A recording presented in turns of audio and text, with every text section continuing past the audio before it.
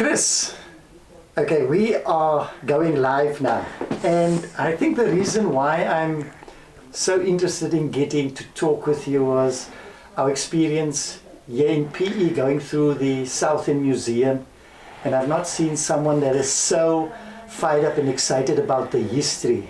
And you know, the next thing you ask yourself is this person probably associated with District 6, because this is similar to it, and your story is totally unique. It's not District 6 in Cape Town, but it's somewhere in Cape Town. So I think that's what I was quite interested in. Before we get on to the parts of your life as such, who is Chris? Just you don't have to get into too much detail that can implicate you, but who is Chris as a person, what you all about and up to date, and then we can chat about what specifically this interview would be interesting to. Thanks for the opportunity, Rory. It's a pleasure of meeting you and a pleasure of engaging with you. So I am an official, I would say, resident of the Republic of South Africa. Christopher Adriaan Andrews. Previously, my surname was Roman, in inverted brackets. There's a story behind that one. So I will not go into detail on that one. We'll leave that one for now.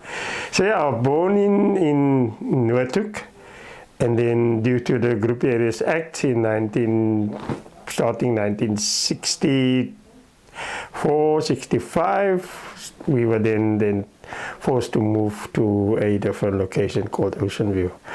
So yeah, born in Noordhoek, moved to Ocean View up till the age of 57 years old. And then from 57 onwards, moved out of Ocean View into where I'm staying now. So yeah, that is all my life I stayed in Ocean View, practically all my life. Is that the place that we're probably going to be discussing lots of now at the moment? Your life as such, do you stand on a street corner and beg every day for work? Do you have activities that you do for work and so forth? What are you busy with now at the moment? So yeah, basically I do work for a rail company, and yes, I'm still involved, and thank the Lord I'm still employed until my retirement age of 63. So at my age of 60, I'm still active in the company, doing my duties as a loyal employee. I actually didn't speak to you about this specific aspect, that you lived there, I mean, up until 3 years back. Yes. Because my interaction with you was like, you know, I thought you'd moved on because you've become very successful in your employing area and everything, and the area that you're going to be speaking about, or you're growing up and all that, doesn't seem to be conducive to, you know, getting out and making a big success because of the history of the place there. So I would consider you then quite a successful story to have come out of this specific area. But I think the people that are watching you now probably need to get some insights into what I'm referring to as, we wouldn't expect you to be coming in out of this place as a successful person. So maybe give us an idea of, it's Ocean View, eh? Let me correct you. By virtue of the history, started as Slankop, and then it became Ocean View. Okay, at this point I am going to go more silent and just start us right from the beginning, because I say, like a lot of people are familiar with the South End history and what do you call it, I was very in the dark with Ocean View, and give us that history prior to even Ocean View, because I think there's some wealth here. So basically Ocean View was started in 1967. We were forcefully to move from Noordhoek, which is now deemed as a grey area. At that time we had what we call white and black areas, and now it's called grey areas. Grey is meaning a mix. So we moved, my whole entire family, with my grandmother and my mother and no sister, and we moved 1969 to Ocean View. So I went to school, primary school in Ocean View. It was then called Kleinberg Primary, which is still standing today.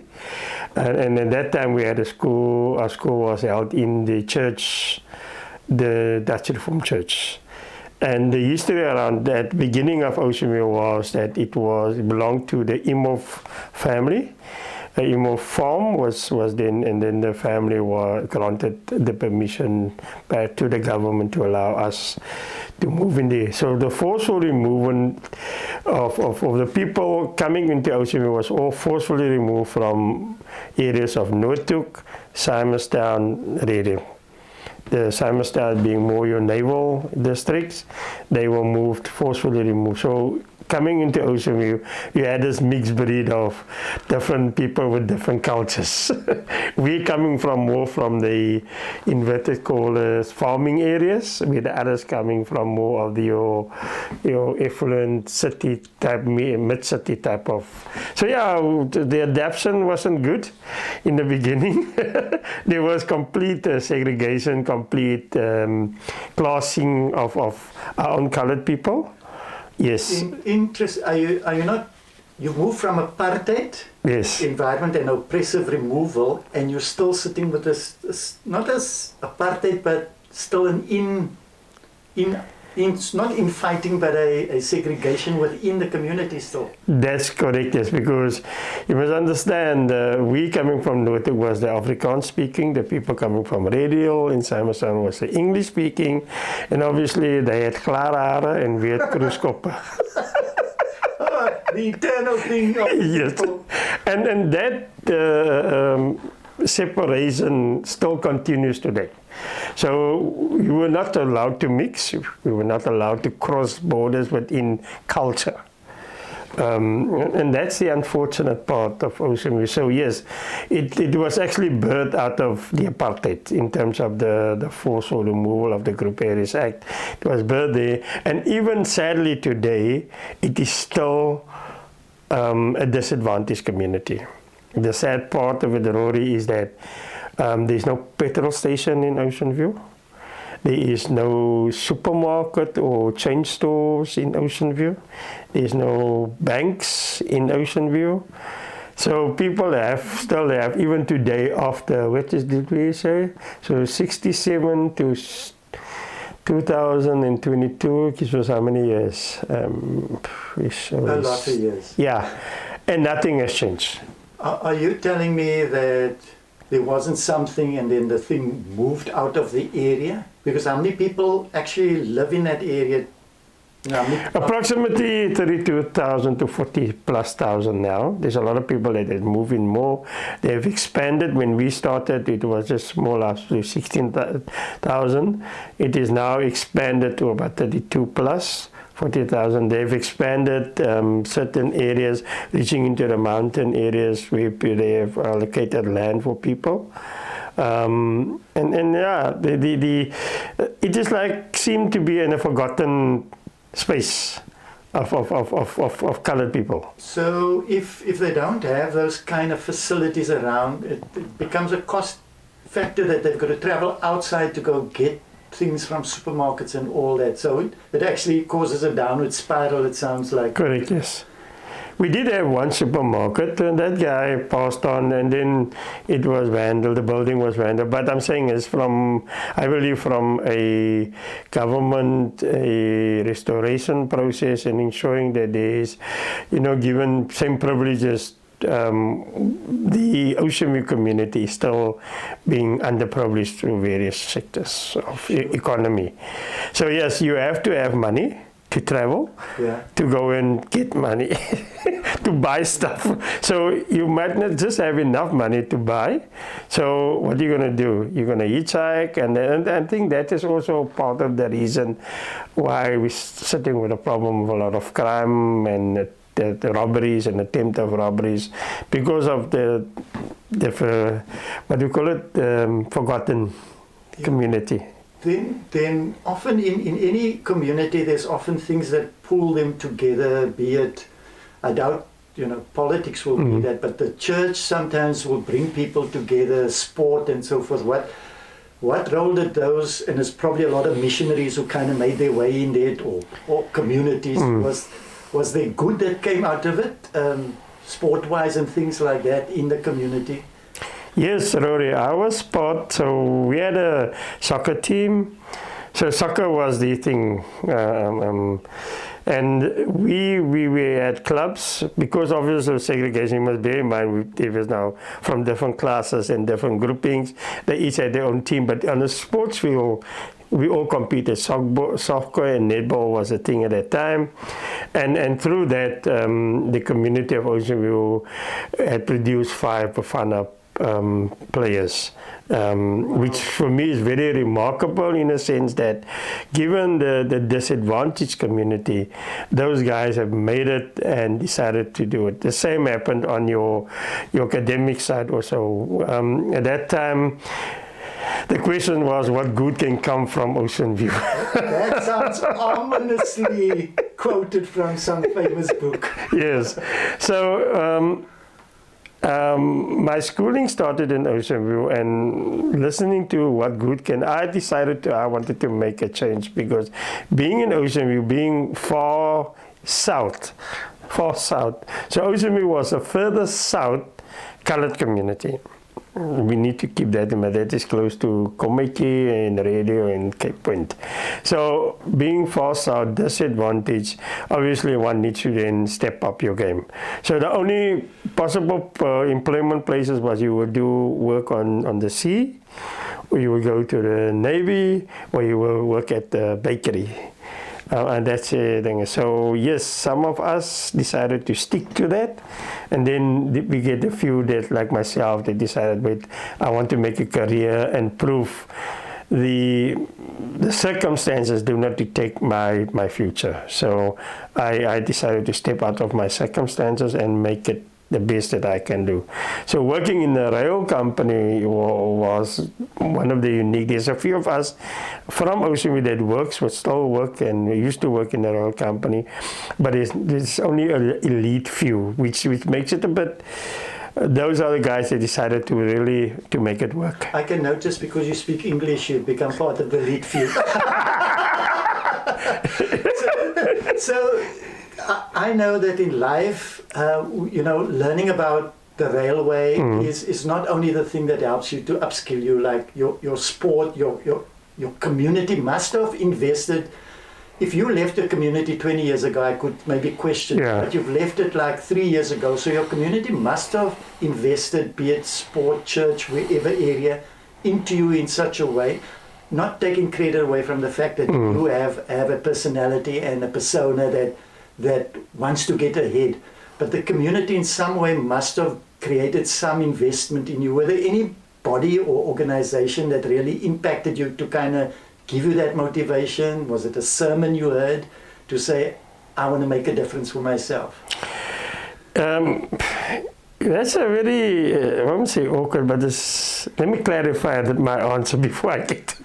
So basically, growing up in a poor household, and I say poor household means that yes, we had a family, yes, we had a house, but it's a council house, and my father was had a drinking problem. So yes, growing up, I had to make a choice. It's either I'm gonna allow the circumstances of the community to pull me down and keep me there, or I'm gonna move out. So to come back to your question, unfortunately, the community never invested in me, but I invested more into the community, I would say. So I was a community chairperson, of Community Policing Forum chairperson. I was a soccer player, soccer administrator, became a soccer chairperson of a soccer club. Was always involved in community structures, wanting to make a difference and making sure that our kids. So I even have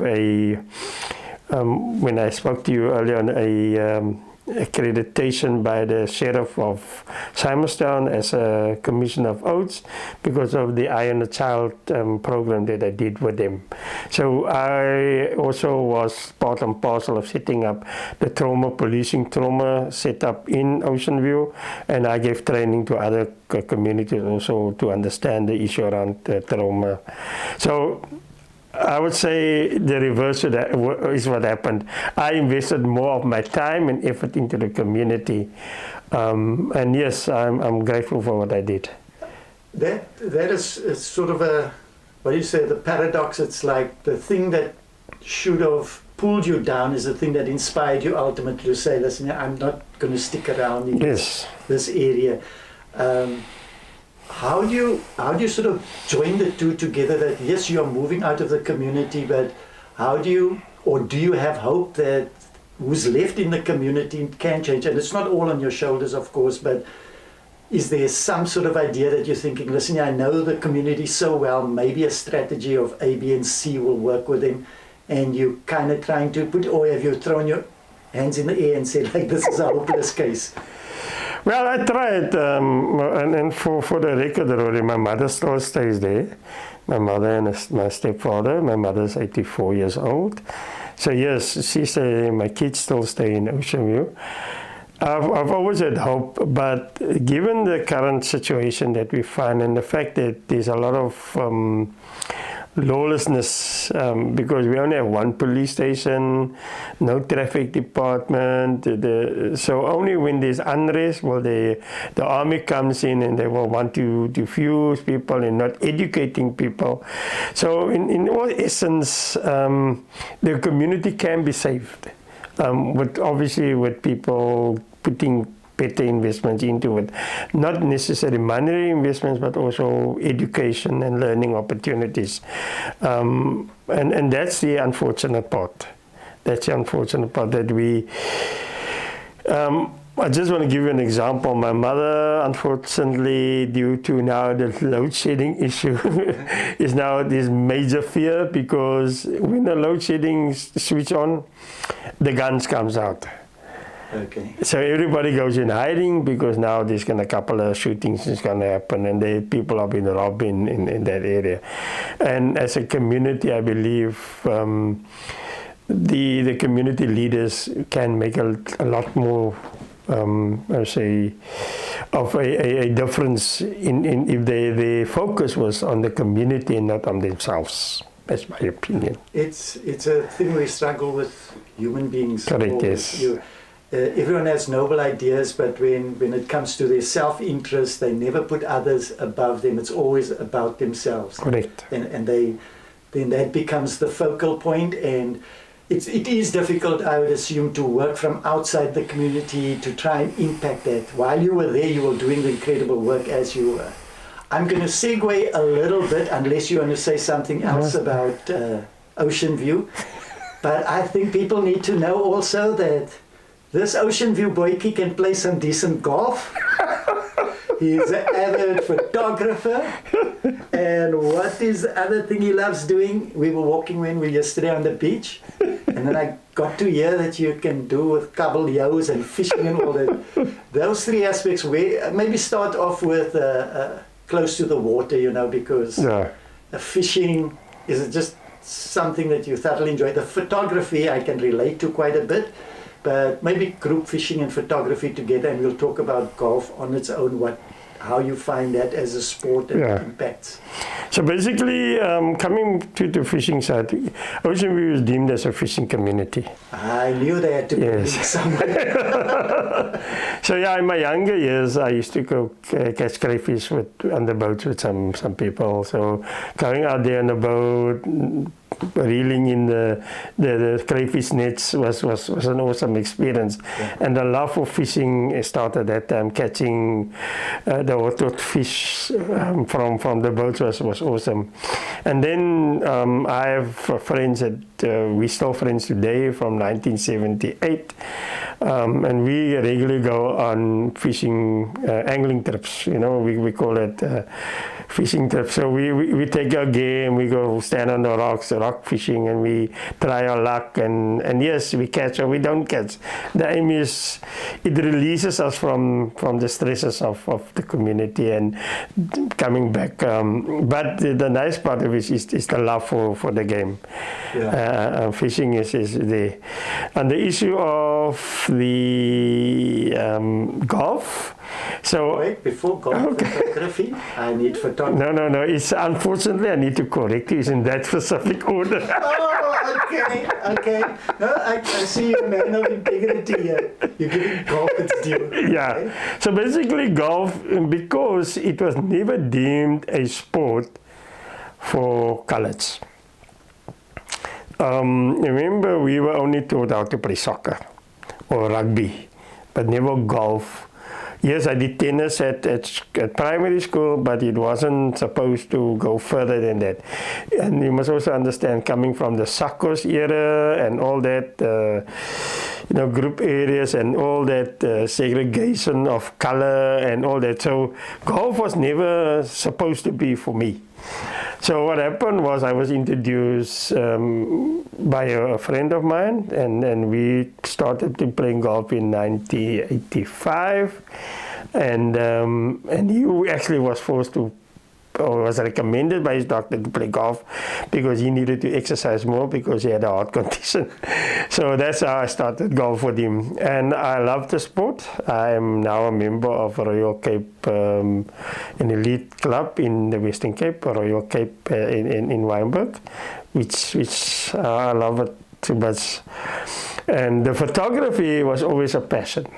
I believe in capturing the moment. I'm a man for the moment. I take every opportunity and make the best of it. So yes, then the third one was photography came. So I came to you, Rory, for expert advice. And over the past few days, yes, I've been thoroughly exposed to new techniques and skills in photography. And that's how my journey is. Is at the moment. Yes. I've noticed something interesting about your personality, your presence, and I'm going to ask you that, or are you aware of it, that you often would be in an environment and we'd be walking, you'll see a fisherman. Now I know that's the keen interest, but generally if I'm interested in something, I don't go over and engage people. You have that natural ability to engage people at all levels, whether it's a guy fishing, somebody taking photographs, or meeting people. Is that always the person you've been? You don't just leave opportunities to bypass you. You engage. Has that been Chris all his life, or have you grown into it? I had to take opportunities in life, and like I said on a previous discussion on the issues on my education and where we came and why I've moved to the railways. I always thought that there is more to life than just following the same trail as my predecessors or the same trail as the community or the family members. So I've always looked out to more opportunities in life. Opportunities can be in various forms. So in my sporting, that's where I followed. The other day I was telling a colleague, a golfing buddy of me, and he's just as a keen golfer. He's actually making some national competition in Sun City.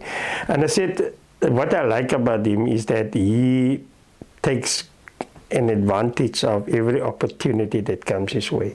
And so seldom we miss life because we're placing ourselves into a cocoon or in a box, and we feel that this is not for us. So, taking that opportunity, making it the best of it, you will find that the success is far greater than maybe what you have thought. So the characteristics of Chris, the personality of Chris, imagine me growing up in a disadvantaged community, feel sad, always burdened, and never to see the sunshine. So I said, no, I will always like to see the sun somewhere. And doesn't matter how cloudy it is, the sun is there.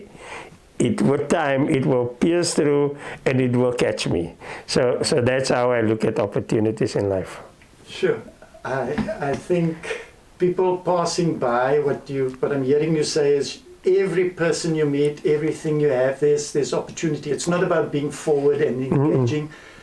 You'd never get to know, like I've learned yesterday when we were walking on the beach, when you spoke to that gentleman, you heard his story about it also. And this is what this channel is often about. It's getting to find the story, and you can't get the story without engaging people. True. And it's a powerful feature that you have there.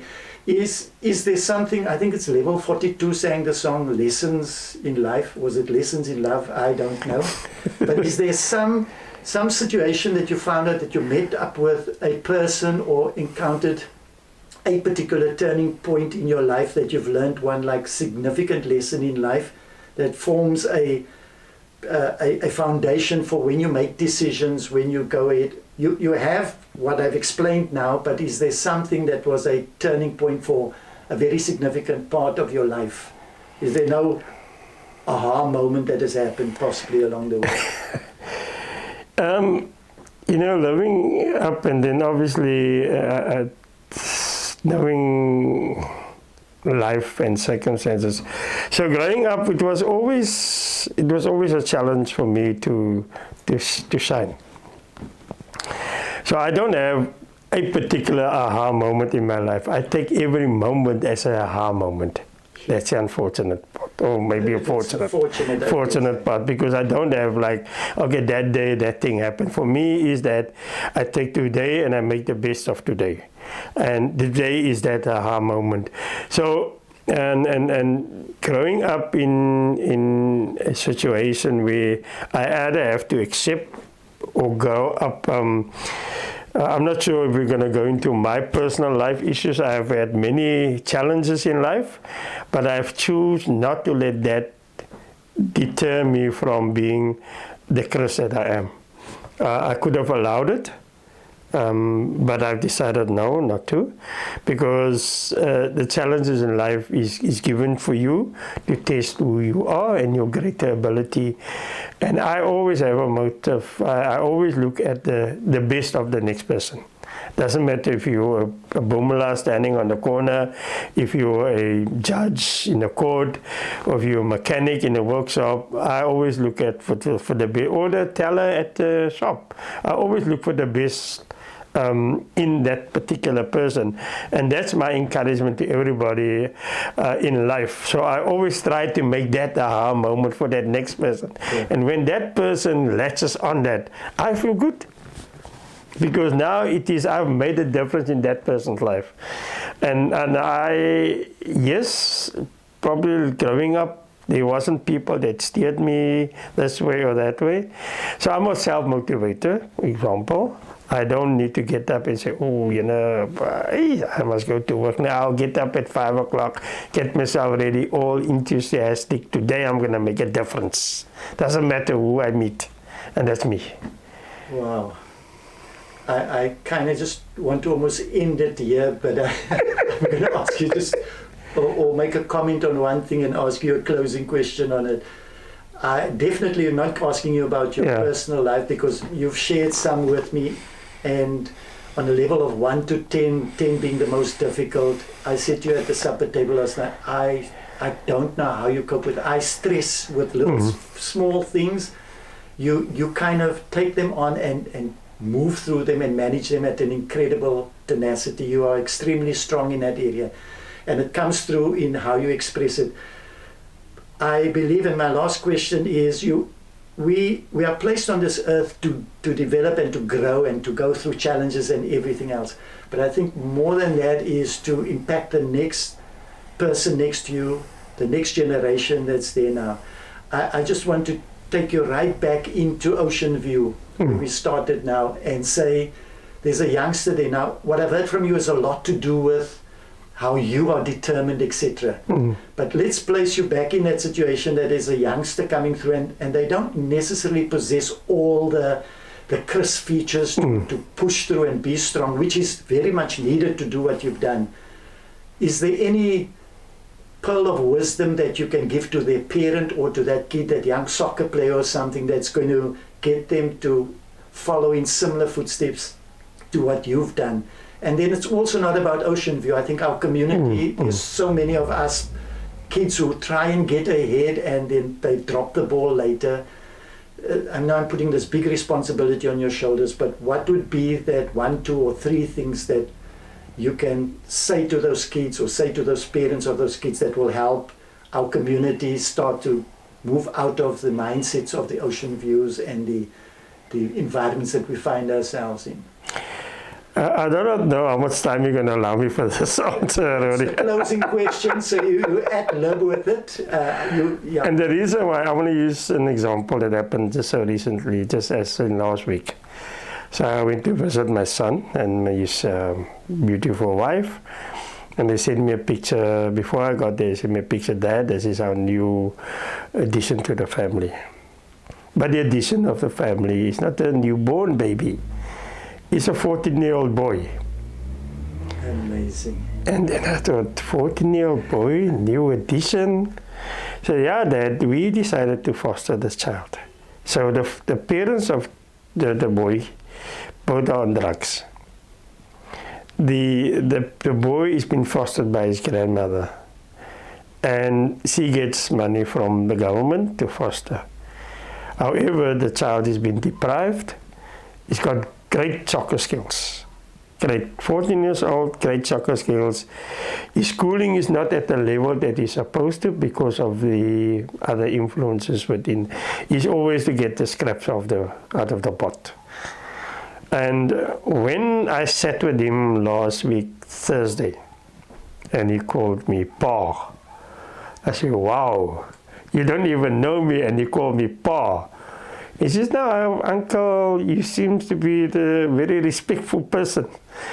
And we had a chat, and the encouragement I gave to him was, do not allow your circumstances to decide your future. That's number one principle in life, because for me, that's the key. If you're going to always allow and you go back and say, you know, apartheid did this to me, circumstances, the fact that we didn't have enough money in the house, there wasn't enough for everybody, there wasn't enough food to eat, I'm not going to amount to much, then you're allowing that to decide for you. So for me, principle number one is do not allow your circumstances to determine your future. Principle number two is every opportunity is there for you to take. Every opportunity. Make the best of that opportunity. And when I was engaging with this youngster, and so my son came to me, let me just pause quickly. So my son came to me and says, he said, you want to ask this youngster who is the better soccer coach. And by the way, my son is also a soccer coach. I am a soccer coach. So we sort of followed each other. I was a soccer player, he's a soccer player. I was a soccer referee, he's a soccer referee. I'm a soccer coach, he's a soccer coach. So we've been parallel living together. So he asked the youngster, which one is the better of the two? And he said to my son, I said, okay, now answer me one thing. That which my son knows, where did he get that knowledge from? And then he referred to me. So basically I'm saying is taking that opportunity in life. You know, it's very seldom that we don't take opportunities. Rory, yesterday and even yesterday, so I was playing golf here at St.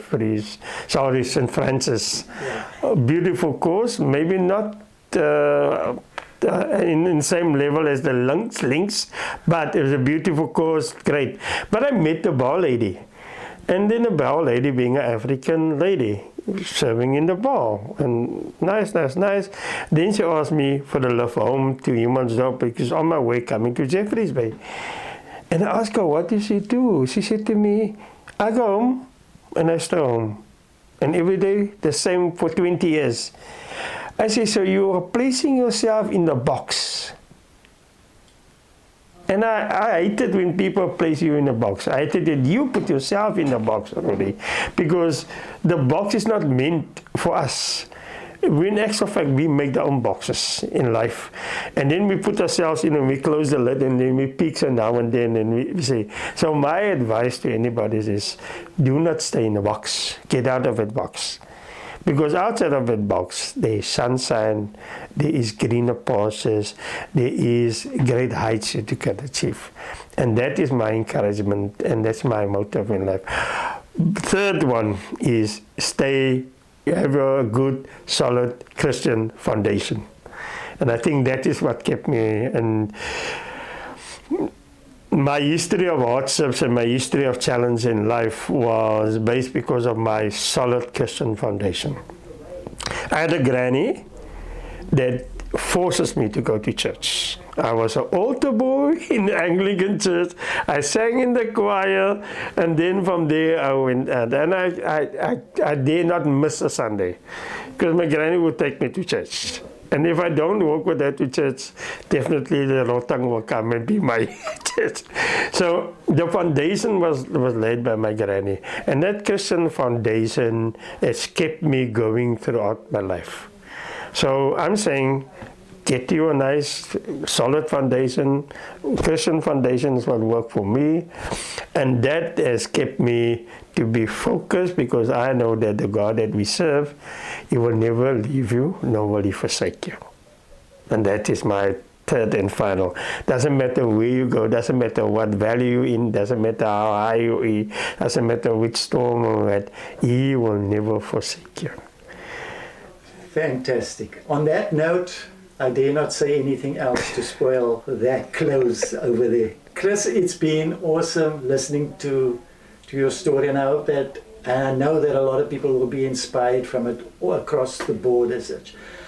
What I'm going to do is I'm going to move closer to you because I'm not on camera, so I can just wave to everybody that we just, you say I come to sit here, that you get blessed with Chris's message that he shared with us, and yeah, go and do likewise. Sure. Thank you, Rory.